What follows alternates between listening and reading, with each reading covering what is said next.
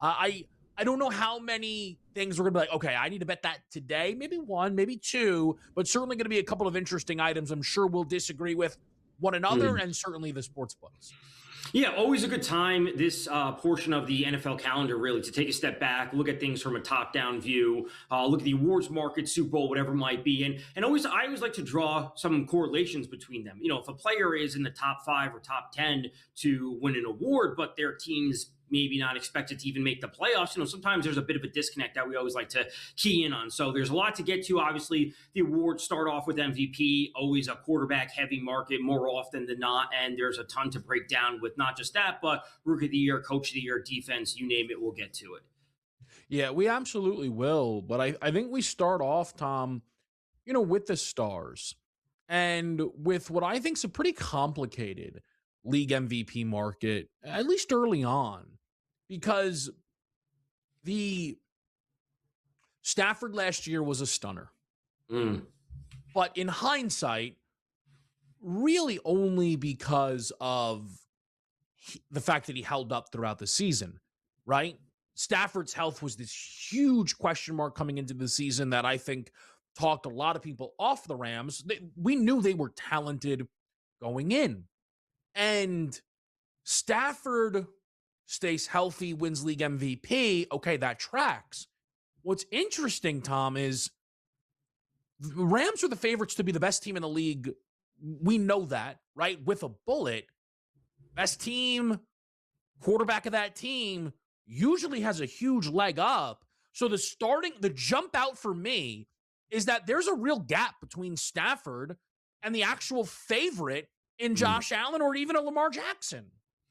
Yeah, the thing I would point to is that I'm worried about Stafford's age. And then the second thing I would be worried about is the fact that I'm not sure, based on how good the Rams are expected to be, especially on the defensive side of the ball, that he may not have the same counting stats as some of the other quarterbacks. Just because if the Rams are in control of a lot of these games, as they're projected to be favorites in a lot of these games, he may not need to put up the counting stats as some of the other quarterbacks. And that will just push him slightly further behind, not because he's not playing well, it's not his own fault, but if they're up by 20 some odd points, they're going to be running the ball. And if we're going to be seeing Allen or Lamar Jackson or Joe Burrow throw for 4,200 yards or whatever it might be, and a lot of touchdowns, those will always take half a step above. But then Joe Burrow and the Bengals, do they make the playoffs?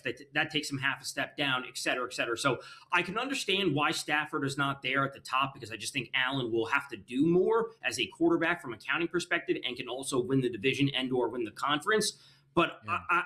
I do agree with you that Stafford at least jumps out a little bit to me based on the number not being the favorite or the co-favorite.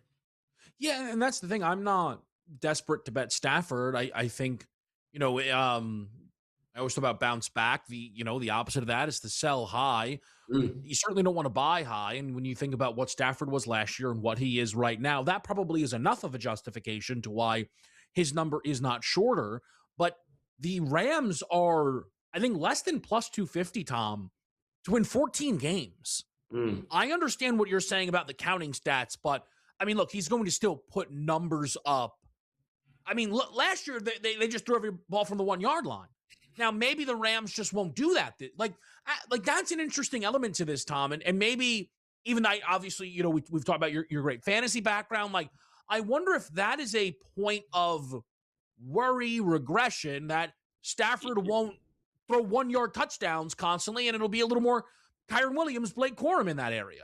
It would. That was something that came to my mind when specifically thinking about Devontae Adams and them not drafting a receiver in the first round, which we've talked about. We're not going to get back into that.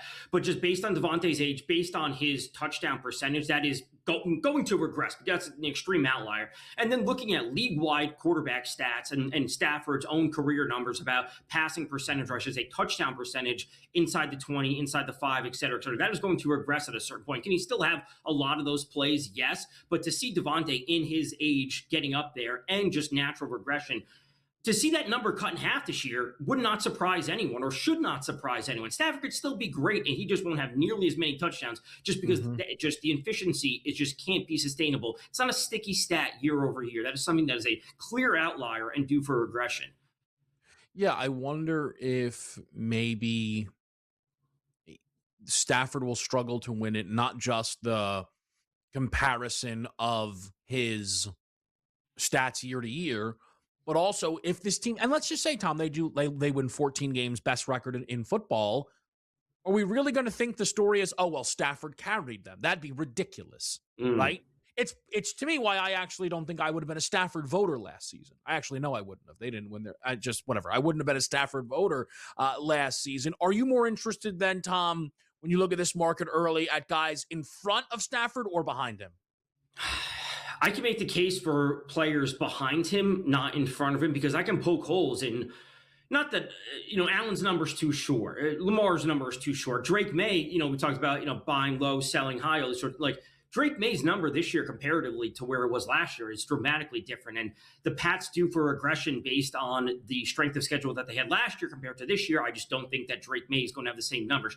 Joe Burrow could easily lead the league in passing yards, but the Bengals may not be great as a team. They may not make the playoffs. Herbert, I can't buy into. Mahomes, will he play every game? I can maybe make the case for Mahomes that if Mahomes plays every game and is at least good enough, people will want to vote for him just based on the fact that he's coming off this, injury, and he comes back, and it's like one last hurrah with Kelsey, et cetera, et cetera. But I can make a better case for Caleb Williams compared to Stafford, just based on the number, what I think that the Bears are capable of doing this year. I can make the case for Jaden Daniels having an unbelievable bounce back year, leading them to potential division title, pushing back into the playoffs, just having immense stats, as we know he's capable of doing, as we saw in his rookie season. I would look to players beyond Stafford rather than in front of him.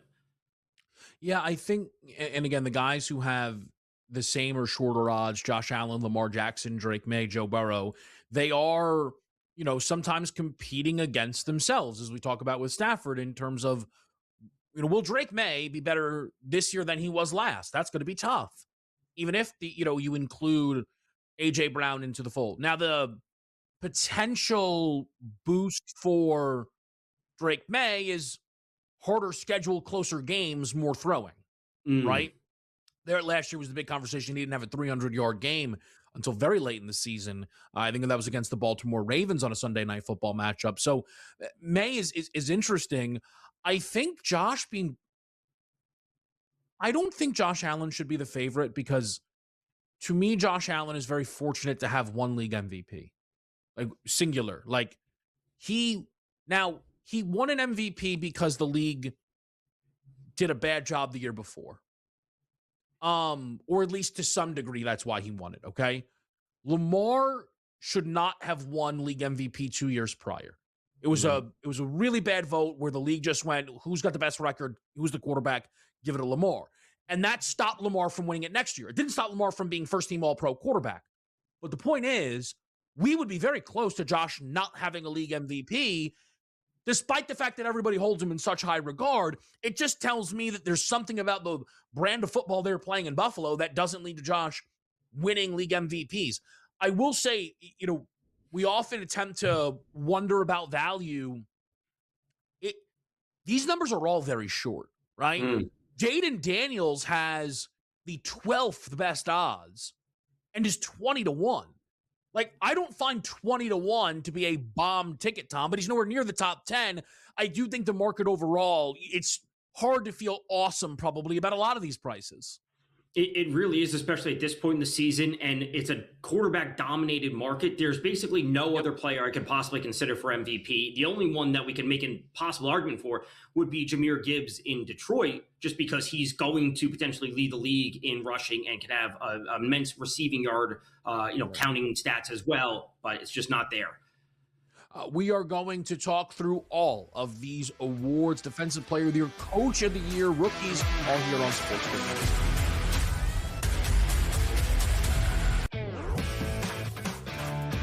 Is there any digging out of this massive hole that the Red Sox have built themselves? And Adam, I'm not talking about playoffs here, I'm talking about just like a respectable 500 type season. Yeah, this team is an absolute mess and should blow it up.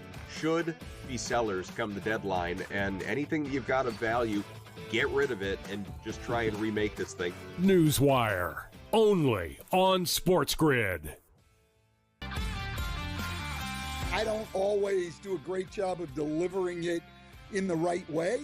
I will admit that. But I think overall, when you're honest with people, they know they can trust you. That, I think the last thing you want to be is somebody who BS's people, and then they don't know if what you're saying is true, if you're manipulating them. Outspoken with Dan Cilio, only on SportsGrid. Craig Carton along with Tyrone Johnson. We got great news for you. CraigCartonShow.com. And Tyrone, what do you get if you go to that amazing website? Well, right now you can subscribe to our upcoming newsletter. You put in your email address, and then bang, you'll get all the new Craig Carton Show content when it arrives. Not just that, you also get merch drops, exclusive content, and appearances. So again, one more time, that website is CraigCartonShow.com.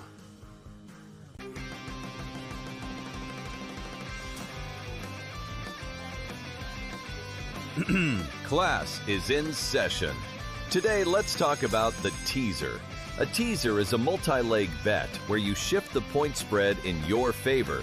You get better numbers, but every selection has to win. It doesn't matter what you bet if you don't have the insights. Tune into SportsGrid and get ahead of the class.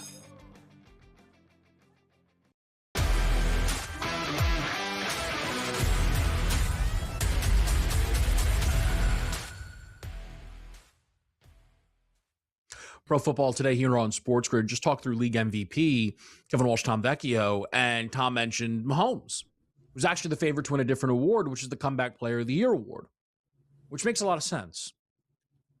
However, I want to start with a name on this list that could catch some people by surprise and doesn't technically have a team at the moment.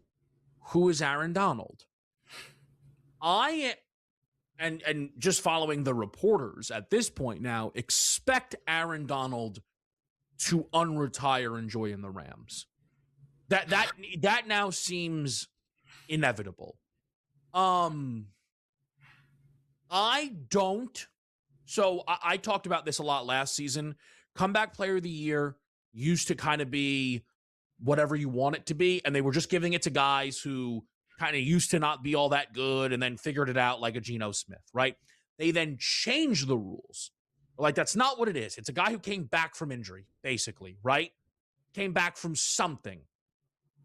I don't understand if Aaron Donald applies. Like, they almost put out a press release like, hey, guys, Darnold can't win it. Or, hey, guys, Daniel Jones can't win it. That's not what this award is. This is about severe injury. I don't know if unretiring, again, I don't know if it counts, Tom. If it does Aaron Donald have to be excellent, like, to win this? Do you think he should be should he be a big story just because he unretired at a very young age and is coming back and playing still at a pretty normal age to be playing football? Like, where do you land on the Donald piece of this? Ultimately, very conflicted because, Aaron Donald, I think everyone agrees, is immediately in the Hall of Fame once he's eligible. No contest there. We're looking at a literally all-time great defensive player, and he's held in such high esteem from the media perspective, along with the fans, but especially the media perspective. When you look at some of the pass rush win rate, like all these things, he's held at such a high regard that if he were to play, I feel that almost some votes would naturally go to him, even though he doesn't fit this exact criteria. He wasn't hurt. He was just retired, took a couple of years off, and now he's coming back because the Rams have a shot to win it, et cetera, et cetera. But I feel that some of the votes would go to him, right or wrong. It's not necessarily the spirit of the award, to your point. So I could see votes going to him for this award. I think he would need to be above average rather than just being a replacement level defensive lineman that they rotate in and out. He would need to be 75% of his normal historic self in order for me to feel confident that he would take the award away from someone else, because we can make the case that Daniel Jones, Malik Neighbors, all should be in the mix. And I would say Malik Neighbors is one of the more interesting to me, because if you think he's going to be viable to win this, I think the Giants have a shot to make the playoffs. That's the case. So I just wanted to add, and we're talking about it, but you look more into it. It does seem as if they put this in when Joe Flacco won it over DeMar Hamlin, which would basically tell me Donald's not a threat. Essentially, they changed the rules to make him ineligible. But I also bring it up to say, I don't think he should be eligible. The comeback player of the year is supposed to be an awesome story. Aaron Donald retiring at his peak and then unretiring because the Rams built a supers team isn't a great. It's fun to see. That's not heartwarming. And in fact, most people by the middle of the year might hate it. Okay? Like, so I think the Donald odds are, fascinating. I think what becomes interesting about this award, though, Tom, and I think it's why, we start with the Aaron Donald thing is, are we basing this on guy who was injured who then played the best? On most triumphant return, right? Like, is Mahomes tearing an ACL? All these guys tore there. Like, what is, you know what I mean? Like, what is it that we are looking for here? The only thing is, for me, and why Mahomes is rightfully the favorite, he's just such a big star that if he comes back, plays well there in the playoffs, I think he will be difficult to beat. I think he would be difficult to beat. I also think he's the favorite just based on, as I often say, it's just a risk thing for the books. We've seen Mahomes in OTAs running around and throwing the ball. And if he's going to be back and healthy, it's too much of a liability for the books to hang a 10-1 number out there on Mahomes. So they just want to essentially disincentivize people. Say, listen, you can bet on it. We're never going to give you great odds. And if Mahomes starts week one, and even if he's okay-ish, and they kind of just, I don't want to say put him on a pitch count, but they kind of just maybe lean on the run game a little bit more so he's healthy, and they, come December, come January, et cetera. That would just cause him to win the award because he plays the whole season. He's good enough. They make the playoffs again, and that just causes him to win it. It may not be the best player. I could see Daniels having significantly better stats compared to him, especially if we would see Washington back in the playoffs, but they would just give it to Mahomes just because that's kind of the thing they do. Yeah, I just think it's, it's an interesting award to follow, right? It's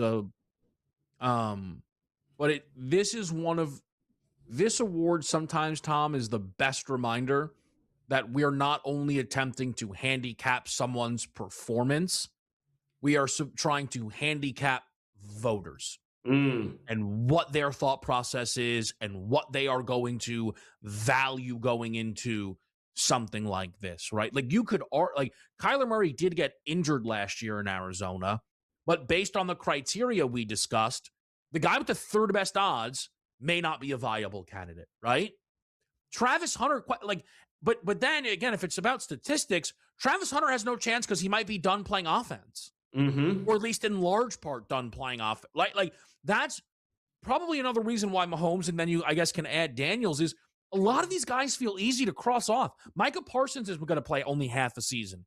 Daniel Jones, who knows how long of a year he plays. We don't expect him ready for week number one. Fred Warner, Nick Bosa, George Kittle, right? Like, a lot of these guys are going to not start the year healthy. And if it's about counting stats, I mean, this might be a 2-horse race, Tom, before we've even opened the gates. It really could be. The only one I can make the argument for would be Daniel Jones. Just because if he is ready to go, I could see him having a statistically very strong year comparable to Mahomes. That may be a little bit of a shock, just because, again, I think they may ease off of Mahomes. They may not want to put as much on his plate just in order to keep him healthy. But Daniel Jones will never have the same storyline that Mahomes can possibly bring, from the voter perspective. Yeah, we are going to take a quick break here, but some of these other awards, really kind of show how much, again, just the difficulty that can come with getting into the voters' mind. But we're going to do that for you here today on SportsGrid, Pro Football Today.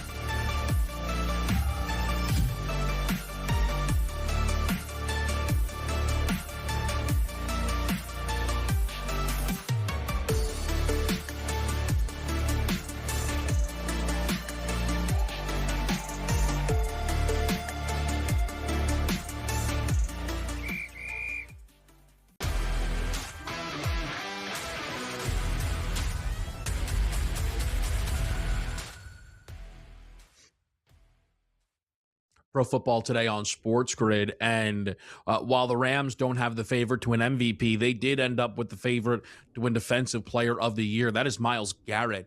He's followed by Will Anderson, and they're the only players underneath that 10-1 marker. Aiden Hutchinson, Nick Benito underneath 20-1. And then you'll find Max Crosby, Jalen Carter, Daniel Hunter, Pat Surtain, TJ Watt, Derek Stingley, Jared Verse, Nick Bosa as that top 12 to win. Tom, what stands out to you when you first look at the Defensive Player of the Year market? I would say there's two things. One, you would say that there's two players under 10-1, which is certainly notable. Sometimes it feels like we in previous years, we had maybe the clear favorite, and then there was maybe a grouping of 3 or 4, which we don't necessarily have. The one that catches my eye, which is something that we briefly mentioned last week, would be Max Crosby. And is he even going to be on the Raiders, as you alluded to last week slightly, where that number could be dramatically different if he's on a different team potentially. So that's the one I would point out. I would say as we get further down the list, I would have to look at someone like Kyle Hamilton, just because he can have such an impact in both the rushing and the passing game defensively, breaking up passes, interceptions, and sacks. He's much further down at 45-1. I'm not saying I'm betting on him, but if you're talking about someone that jumps off the page as someone who can truly be a game changer, like one of those top candidates, it would have to be him. Yeah, I remember last year finding Kyle Hamilton pretty interesting because we're coming off the Pat Surtain year, right? So mixing in a secondary player certainly was tempting. Look, no one else was going to win it last year. Myles Garrett broke the single-season sack record, right? So that's all there was to it. I remember last year being really high on Nick Bosa to win Defensive Player of the Year. And I kind of realized, now he got injured, okay? And again, nothing else really mattered because of what Myles Garrett did. I remembered, though, being almost disappointed in something I thought, Tom, was an oversight by me, which is the history of this award and guys who have won it twice. And Nick Bosa, for as good as he is, does not belong on that list. Here are the multiple-time winners of Defensive Player of the Year, guys to win it twice. Reggie White, Bruce Smith, Mike Singletary, Ray Lewis, Joe Green, Myles Garrett. The guys to win it 3 times. Lawrence Taylor, J.J. Watt, Aaron Donald. Point is, Pat Surtain has no chance. Nick Bosa has no chance. With respect, I'm not sure T.J. Watt has a bit of a chance here. Myles Garrett winning a 3rd might track, right? But I think it's part of the reason you see a lot of the new blood here at the top, right? Like Will Anderson getting 1, Aiden Hutchinson getting 1. Like, that tracks, but the bar for entry to win a 2nd is basically be one of the best defensive players the league has ever seen. And that's not Bosa, and it's why, again, there's certain guys that, like Pat Surtain winning a 2nd one is just not going to happen. That's outrageous. You know what I mean? Based on what history suggests. But Myles Garrett winning a 3rd, Tom, isn't outrageous, I don't think. Like, him joining J.J. Watt, Aaron Donald, Lawrence Taylor is probably fine. It is ultimately, and I don't think he would have to repeat what he did last year. He wouldn't have to re-break the single-season sack record. He could come close to it. And again, what he does with the underlying metrics in terms of the pass win rate, pass rush win rate, all those sorts of things, he could certainly be at the top of the league, have nearly as many sacks as he did last year, but they're going to give it to him just because he's deserving of it. You can qualify him based on previous track record, but a player jumping that and having, like you said, have to win a 2nd award would be far more surprising than just another random player winning their 1st award. So I could go to Myles Garrett because I believe he's able to do it. I don't love the number, or I would take a shot on someone that's going to win their 1st award because I believe that they are truly a game changer. And even though Myles Garrett regresses from last year, doesn't mean he's bad. Just the other player is very deserving of winning an award for a single year. I will say the Aaron Donald price sitting out there for comeback player of the year, and there not being an option for defensive player of the year caught my eye. And I know it'll sound ridiculous that, Aaron Donald's going to come back and win, defensive play. It's not that ridiculous. I don't think it is, because I don't think Donald comes back if he isn't capable of, playing at a high level. And this idea of like Myles Garrett and Aaron Donald on the, like, what if Donald ends up if they double Myles, Aaron Donald may have his easiest pathway to sacks he's ever had in his career, Tom. So I'm just saying, if you post 100-1 on Aaron Donald, I'll take a look at it. The only player further down I would take a look at would be Christian Gonzalez at 30-1. A cornerback winning for the first time, like Pat Surtain did, but never repeating after that, is something that could happen. All right, let's take a look at the Coach of the Year market after a quick break on SportsGrid.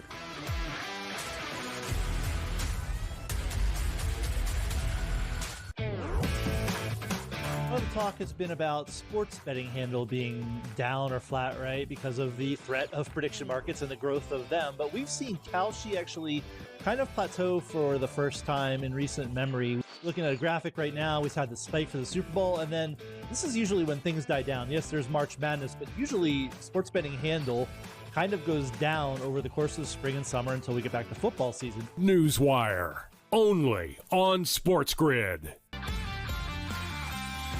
For Abdul Carter. Hey son, you want to be a leader? Show up to meetings on time. Don't be late to practice.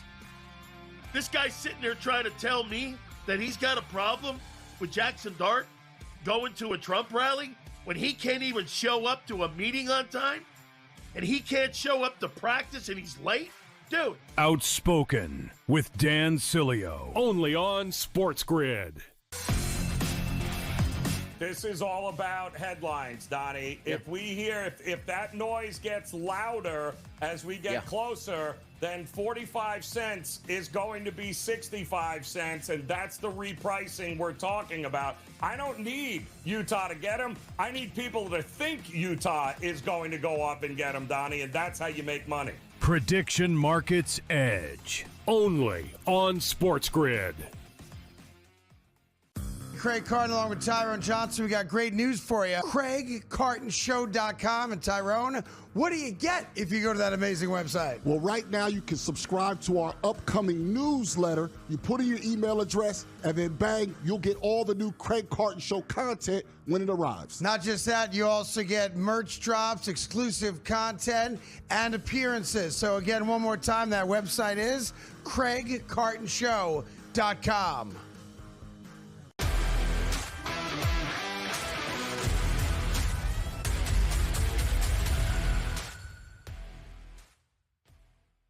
All right, Pro Football Today right here on SportsGrid. The NFL's Coach of the Year market is very interesting to me because new coaches are always where people look.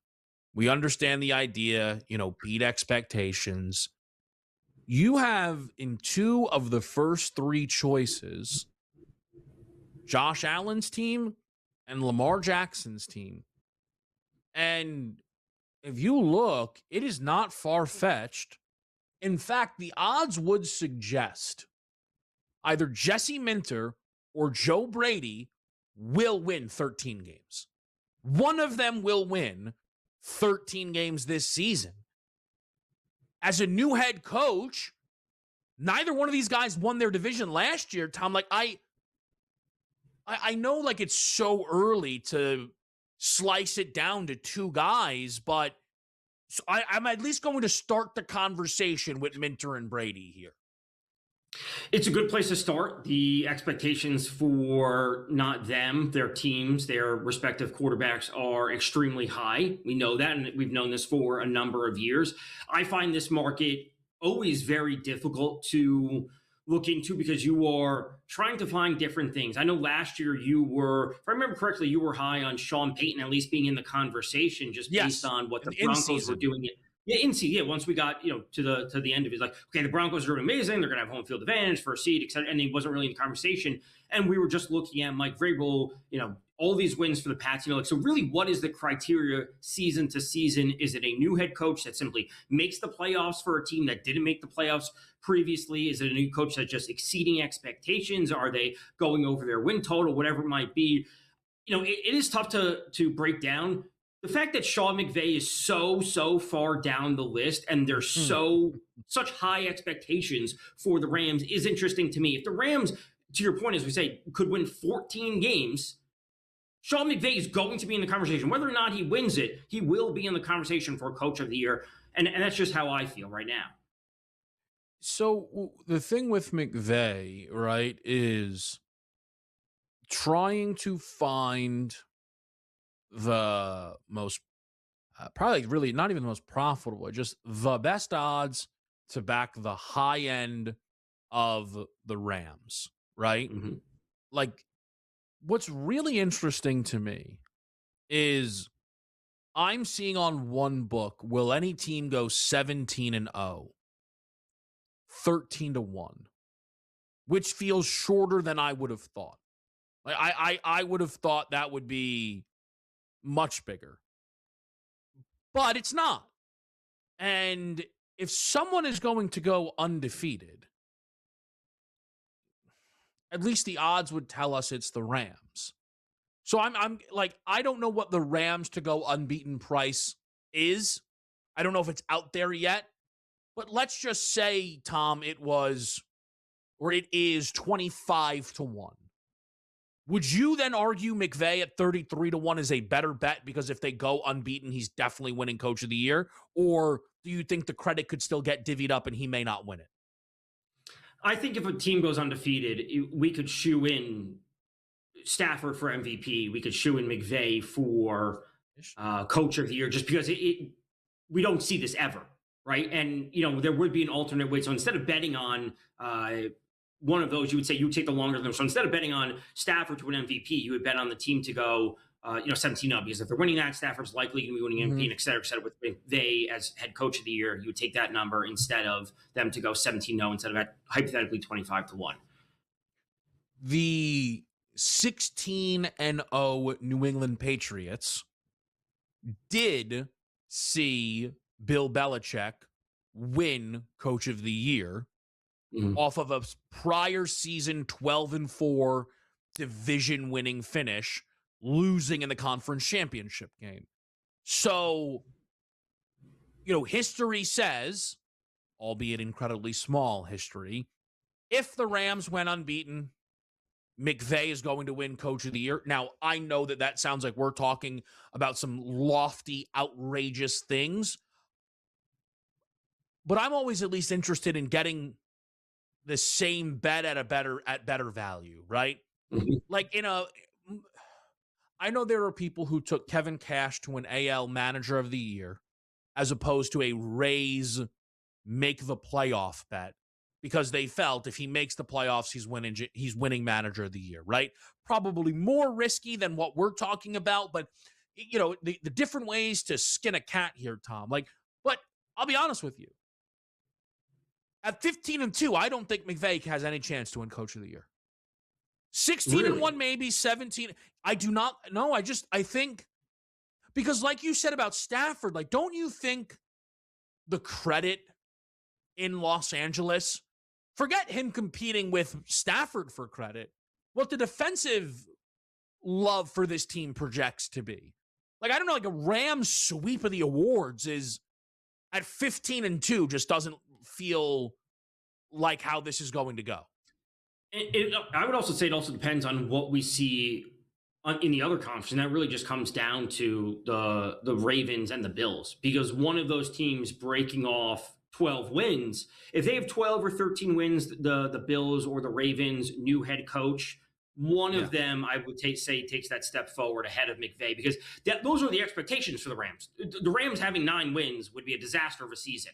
Even if they make the playoffs, that's a disaster of a season. A first-year head coach having 12 wins, winning their division with either the Bills or the Ravens, that would be the coach to win the award. Yeah, again, that's why I think those guys have the inside track. Where else, right, Tom, are you interested here, just trying to take a look? It's tough to say at this point. My mind goes to, trying to draw comparisons to what we've seen in recent seasons and what we could potentially see going forward. Are we looking at Clint Kubiak and the Raiders making the playoffs in a rookie quarterback?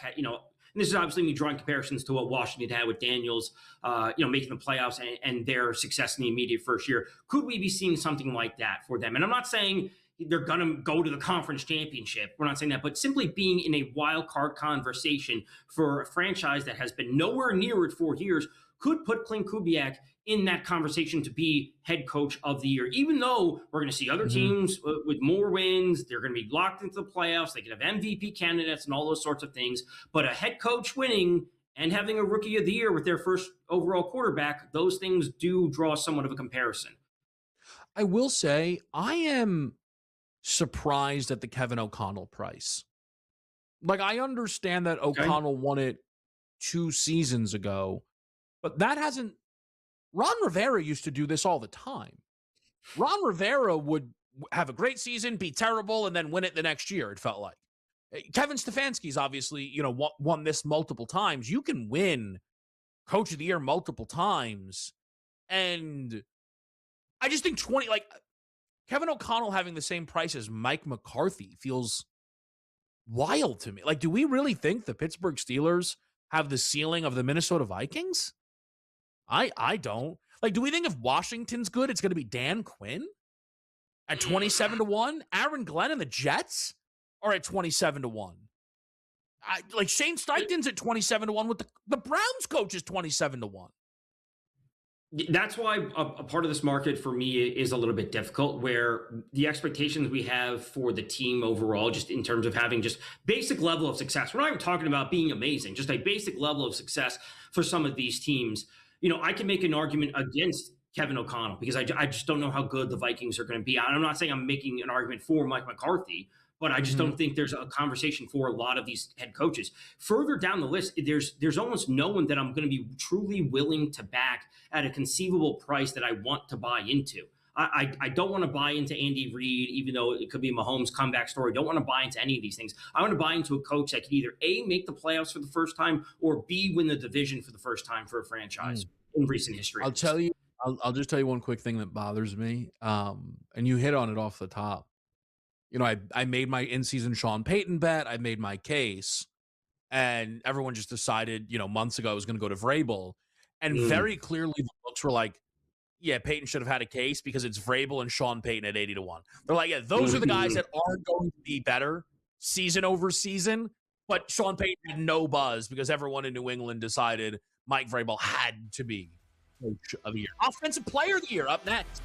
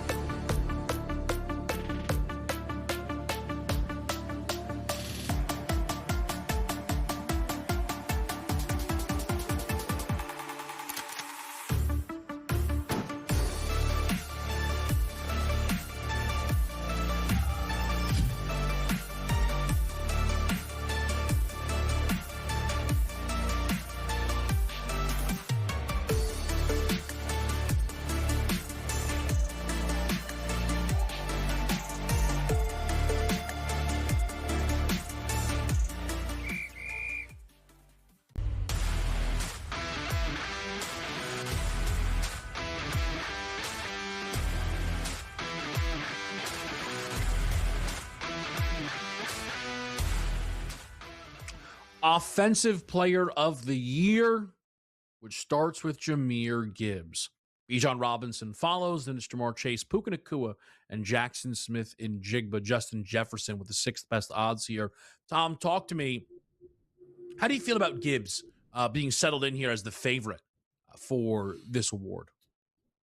I like it. I think he's deserving of being the favorite. I'm not saying I'm betting it, but I think he is very deserving of being the favorite based on the potential to have 2,000 combined yards. I think that's a very real possibility for him, rushing and receiving. I think it's possible for him to have 15-ish touchdowns combined, maybe even more than that. I think he is, I'm not going to say deserving to be the favorite. I would like to see Bijan Robinson be more closer to a co-favorite, but I could see the reason why Gibbs is there. The offensive expectation for the Lions, I'm expecting to improve compared to last season. And again, Gibbs doing a 2,000 combined yards on the ground and in the air, I think is very likely this year.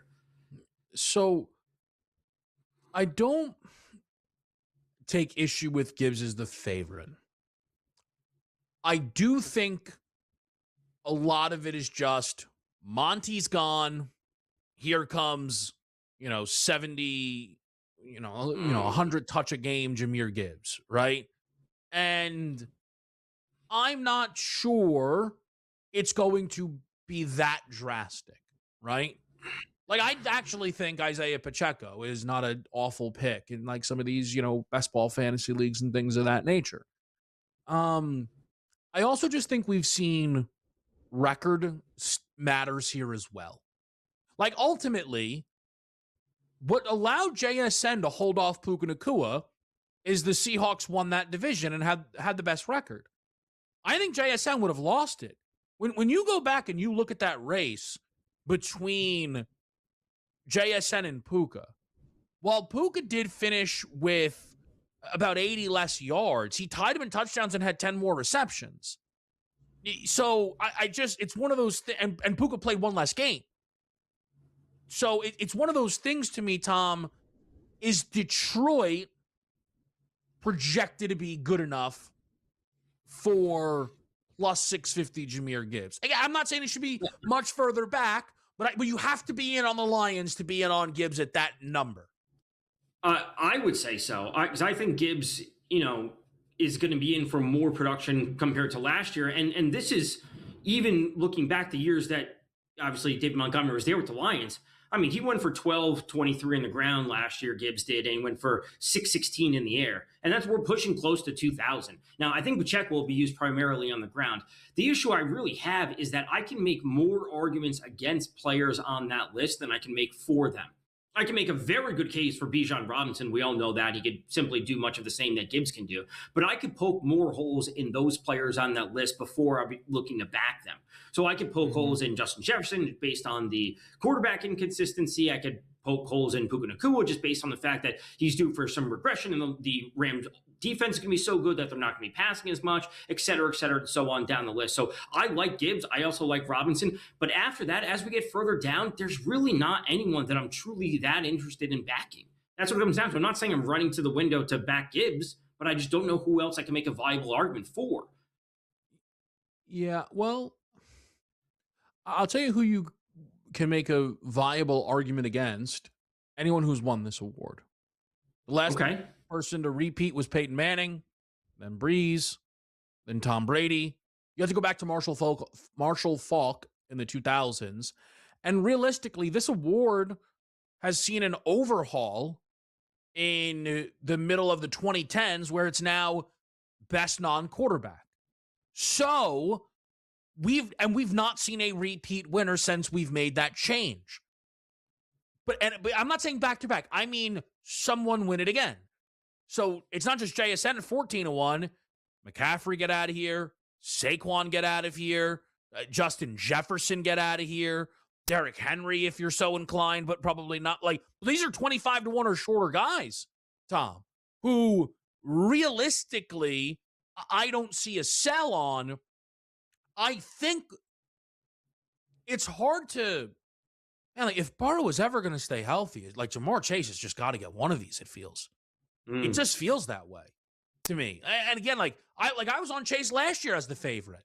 And he still had a really good season, like all things considered. He played 16 games, had 8 touchdowns, 1,400 yards, and 125 grabs. Finished 4th in yards, 3rd in catches, and, touchdowns. He was inside that top 10. So, or right outside it at 11. But again, are we here's the one thing though. And again, we're talking through all these options here. We're not rushing to bet 12-1 in June, especially with Cincinnati, because we worry about the health. I think with this team as much as any, right, Tom? Mm-hmm. I would say the same case where, like, Jamar Chase, based on the player that he is from a top-down player profile perspective, he should be in line to win one of these awards. And, a couple of years ago, what was it, 3 seasons ago when Burrow was healthy for the entire year, if I remember correctly, or 2 years ago, that would have been his year to win it. The only player I could conceivably make an argument for, maybe Jonathan Taylor, and I would want to have some type of action on Jonathan Taylor to lead the league in rushing yards. I would have to make that correlation where if he's going to be this good, he's going to be doing something else along the way, because he'll never have the combined yardage that Gibbs has. I think Gibbs is a significantly better receiver compared to Jonathan Taylor. But to lead the league in rushing would put him in the conversation to win the award. Yes, yeah, it would.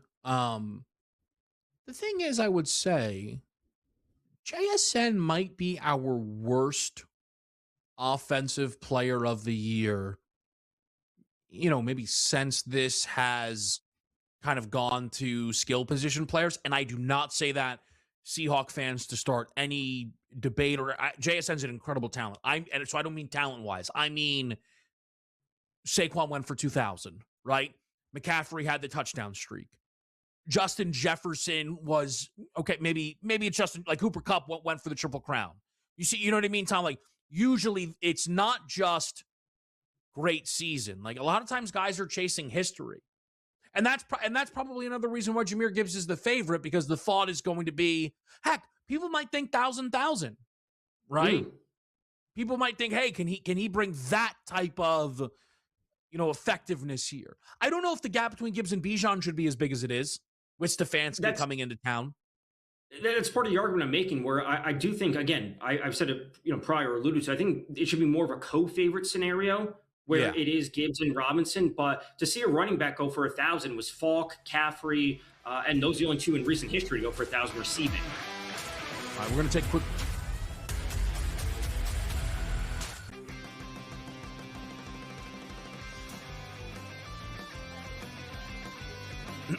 Class is in session. Today, let's talk about the teaser. A teaser is a multi-leg bet where you shift the point spread in your favor. You get better numbers, but every selection has to win. It doesn't matter what you bet if you don't have the insights. Tune into SportsGrid and get ahead of the class. Terrible start last year, injured all the way through, didn't have a chance to win that Major League Baseball season. This year, first team to 20 wins, first team to 30 wins, first team to 40 wins. It's all been the Atlanta Braves. The baseball club lurking around here. They still have some guys, some starting pitchers on the shelf there that could help them down the road, but the Braves are sitting pretty right now. The Early Line, only on SportsGrid. For Abdul Carter. Hey, son, you want to be a leader? Show up to meetings on time. Don't be late to practice. This guy's sitting there trying to tell me that he's got a problem with Jackson Dart going to a Trump rally when he can't even show up to a meeting on time? And he can't show up to practice and he's late? Dude. Outspoken with Dan Cilio, only on SportsGrid. Well, the talk has been about sports betting handle being down or flat, right, because of the threat of prediction markets and the growth of them. But we've seen Kalshi actually kind of plateau for the first time in recent memory. Looking at a graphic right now, we've had the spike for the Super Bowl, and then this is usually when things die down. Yes, there's March Madness, but usually sports betting handle kind of goes down over the course of the spring and summer until we get back to football season. Newswire, only on SportsGrid.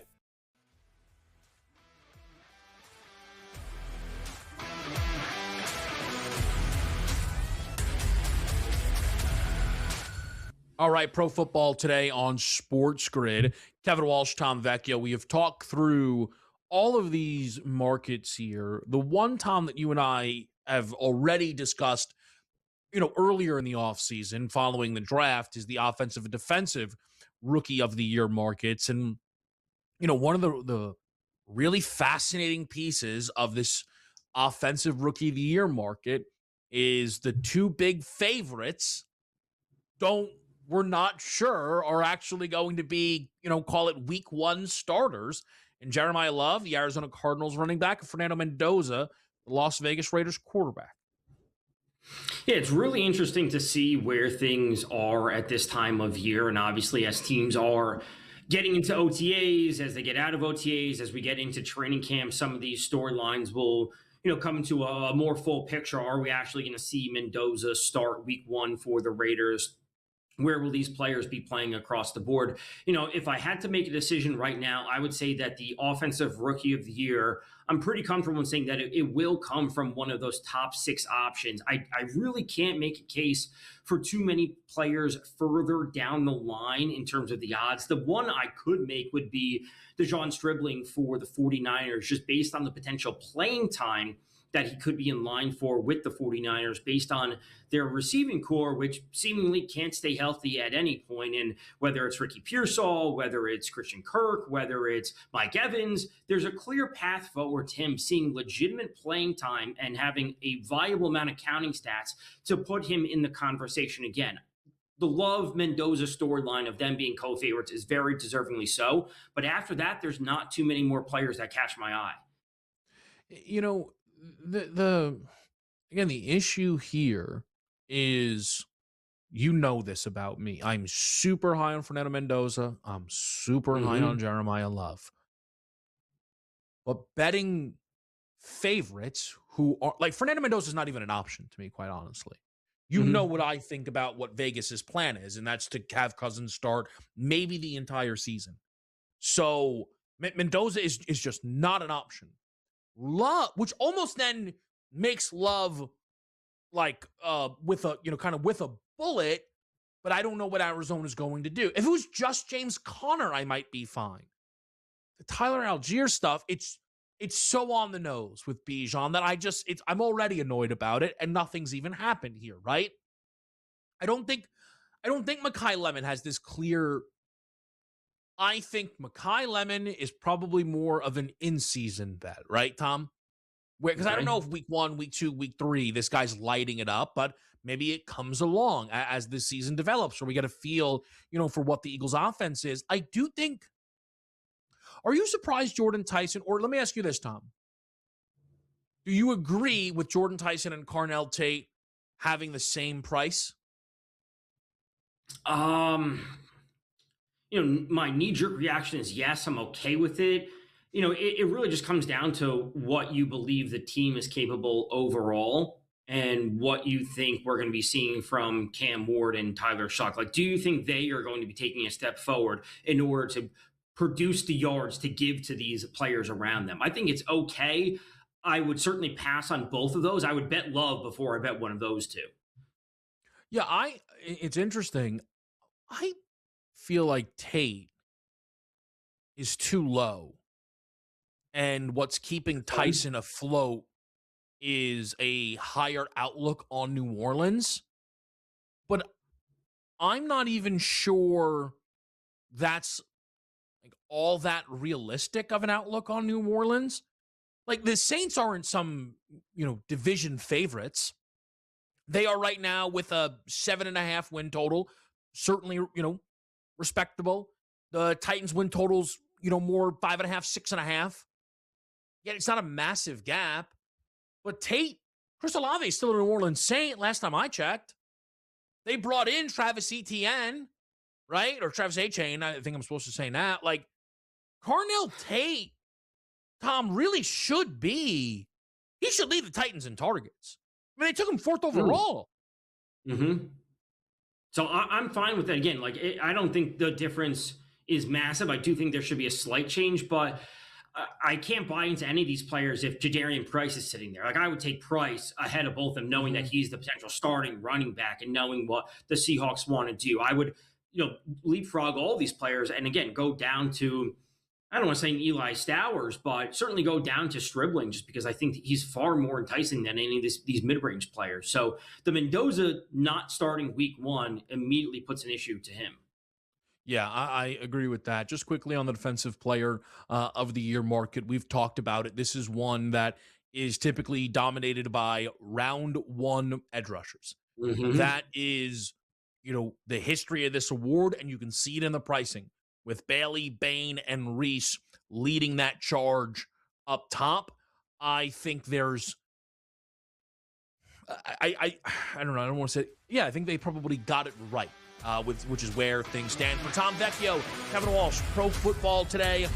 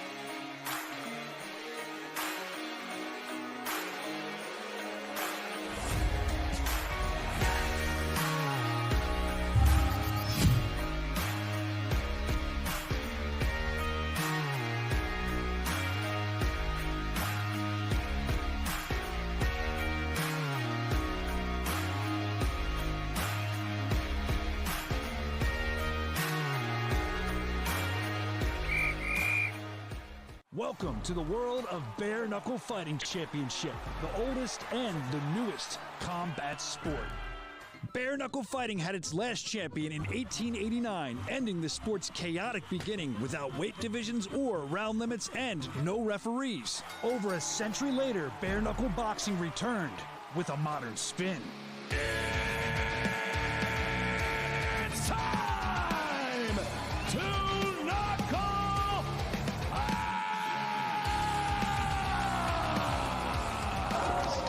Today, Bare Knuckle Fighting Championship is regulated by athletic commissions and has become a highly technical and specialized form